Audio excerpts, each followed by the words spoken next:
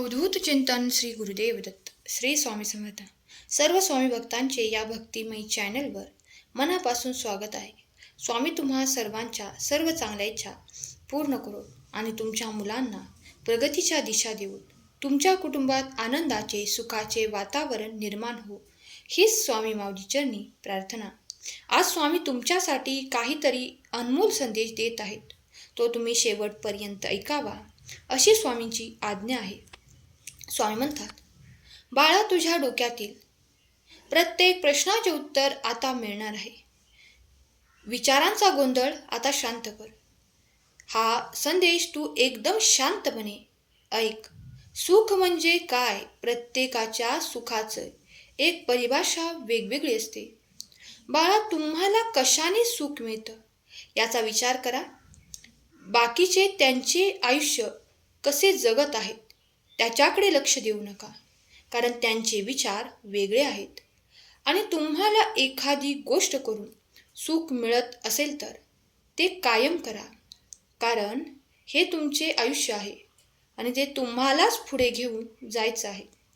होय बाळा, जेव्हा वाईट, निगेटिव्ह, नकारात्मक विचार मनामध्ये येतात, कारण अजून तुम्ही त्या व्यक्तींचं ऐकता जे तुम्हाला दुखावतात.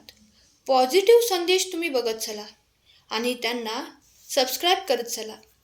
जसं हा संदेश तुम्ही ऐकत आहात, तर तुम्ही या चॅनलला लगेच सबस्क्राईब केले नसेल तर सबस्क्राईब करा आणि कमेंट बॉक्समध्ये खरा स्वामी भक्त टाईप करा. बाळा, स्वतःला कशात न कशात बिझी ठेव.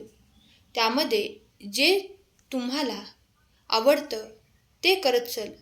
वेळ निघून चालली आहे, वय वाढत चाललं आहे. तुम्ही कुठे आहात, काय करत आहात हे स्वतःला एकदा विचारा आणि मग आपला मार्ग निवडा. तुमच्या आयुष्यात तुम्हाला काय करायचं आहे ते बघा. लोक काय करतात, त्यांचं कसं चाललेलं आहे, त्यांनी तुमच्या आयुष्यात काहीही फरक पडणार नाही. सगळ्यांच्या आयुष्यामध्ये अडचणी आहेत, प्रॉब्लेम आहेत. ते फक्त आपल्याला दिसत नाहीत. आपल्याला फक्त त्यांची चांगली बाजू दिसते. ते तुमचे आयुष्य आहे, हे तुम्हालाच योग्य निर्णय घेऊन जगायचे आहे. त्यामुळे आनंदी राहा आणि भगवंताचे नामस्मरण करत राहा. सहमत असाल तर होय स्वामी आहे, मी सहमत आहे टाईप करा आणि संदेशाला तुम्ही लाईक करा. आयुष्य आनंदाने जगायचं. आयुष्य म्हणजे काय? पुढे जात राहणं. तुमच्यासोबत किंवा तुमच्याशिवाय. आता तुम्ही ठरवा कुठल्या गोष्टींना कुरवाळत बसायचं आणि कुठल्या गोष्टी सोडून पुढे जायचं. प्रत्येक दिवस आपल्याला काय शिकवतो, तर प्रत्येक दिवस तुम्हाला लढायला शिकवतो. काल जे वाईट घडलं असेल, पण आज इथे सगळं विसरून एक नवीन सुरुवात तुम्ही नक्कीच करू शकता. स्वतःवरती विश्वास ठेवा, कारण प्रत्येक दिवस हा सारखा नसतो. आज काय करायचं आहे, आज कसं काम करता येईल, आज कसं आलेल्या संकटांना सामोरं जायचं आहे, यावर तुम्ही लक्ष द्या. होय स्वामी भक्तांनो, माणूस हा चुकीचा पुतळा आहे. माणसाकडूनच चुका होतात. प्रत्येकजण चुका करतो आणि त्या झाल्याच पाहिजेत, कारण त्याशिवाय आपल्याला शिकता येत नाही. पण त्या चुकांमधून शिकून पुढे सुद्धा जाता आलं पाहिजे. नाहीतर तेच धरून बसाल तर कायम दुःखीच राहाल आणि स्वतःला दोष देत असाल की असं झालं, का झालं, हे झालं, असं केलं मी म्हणून ते झालं.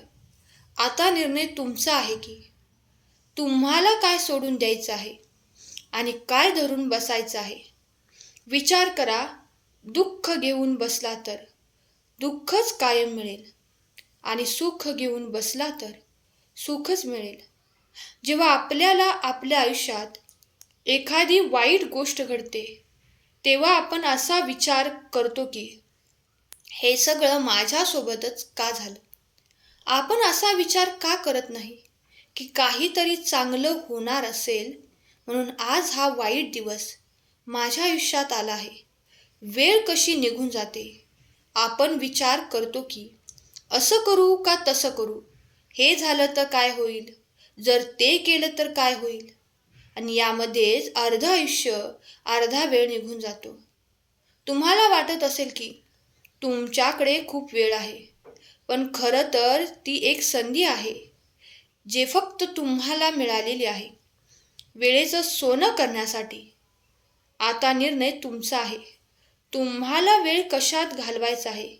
मी हे करू शकेल का, मला हे जमेल का, या कारणांमुळे तुमच्या मनामध्ये निगेटिव्हिटी वाढत जाते आणि जे कुठे सुरू करणार असतात ते पण करत नाही.